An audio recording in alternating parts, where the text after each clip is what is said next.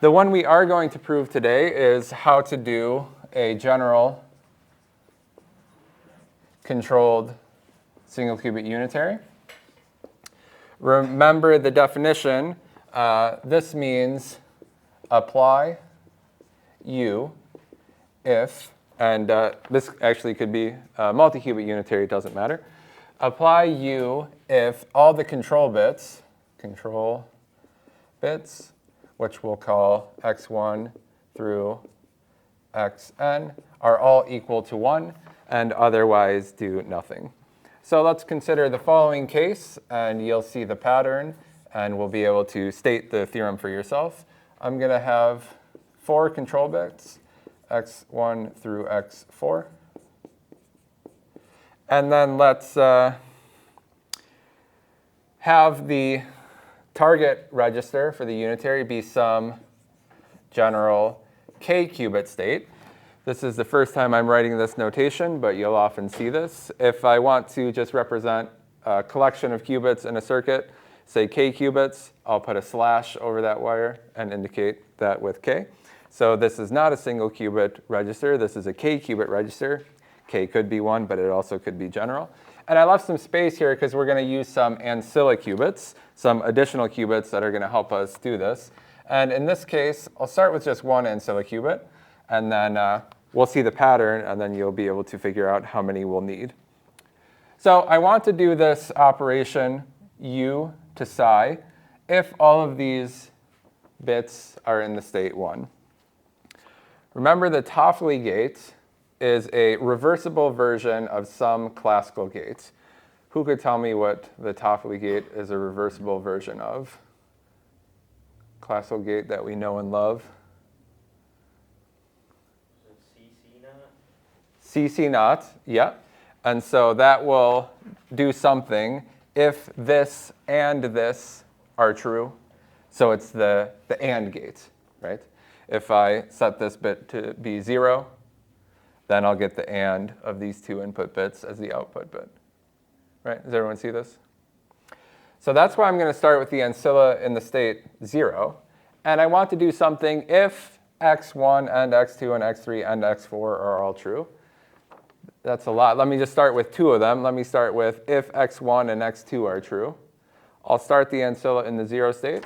And let's just do a Toffoli gate, controlled on x1 and x2, and with the target qubit being this ancilla qubit. And I hope you agree, by the definition of the Toffoli gate, this will be formally 0 plus mod 2 x1, x2. But since we're in 0, this is just a product, x1 and x2. Does everyone agree? Now let me do one more, and then you'll see the pattern. I'm going to use another ancilla qubit, and I'm going to do another Toffoli gate. Here, the first control is going to be on x3, and then the next control is actually going to be on x1 and x2, with the target being this new ancilla qubit that we introduce. What is this going to do for us? Well, by the same logic of what the Toffoli gate does, I'll have the product of the inputs, the product of the controls. So x3 and x1, x2 will be written into this register. 0 plus that, we don't need to write the 0 plus that. So this will be x1, x2, and x3. Does everyone agree? So we're almost there. We'll just need one more ancilla qubit to do this. And who could tell me now where to put the next Toffoli bit? I'm going to put the control on x4, and then where should I put the other control and the target? The other control should go on which qubit in the circuit?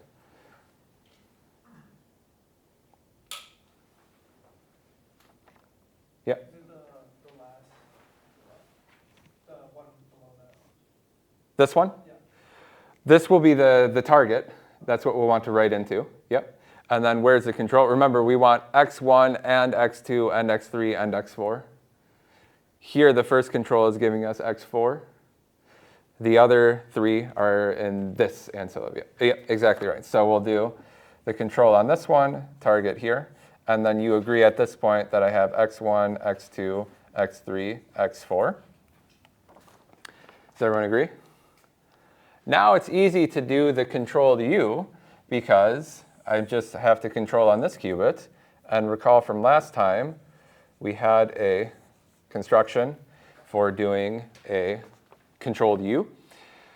If U was a single qubit operation, we had an explicit construction to do that. And then we argued that, we also had the property that if U is a product, then the control of a product is the product of controls. So whatever this will work out being, we'll just say that this is the controlled U, and we'll be able to do that. And now at this point, you could consider yourself to be done. But remember, with the same logic of reversible classical computing, we have some garbage bits laying around. So the first 4 qubits, the input, the control registers, don't change. So the final state is still x1 through x4. Those didn't change. But now these ones are in some garbage states. And we might want to undo that. And so we'll do that by doing the same sequence of operations, but in reverse order in what we call and know as uncomputation. So that means that I'll do the Toffoli, the last Toffoli first. And then I'll just keep going in order. So then I'll do the second to last Toffoli second. So that will be controlled like this. And then the last one that I need to do is the first one. So control on x1, control on x2, and then target on the first ancilla qubit, which is this one. So now at this point, if you work through the circuit, you will still have, I think I have all the wires. You will still have x1 through x4 in the first register. And then you'll have reset the ancilla qubits to be in the state 0, which you usually want to do this, otherwise it can mess up the circuit, or you'll need to do it.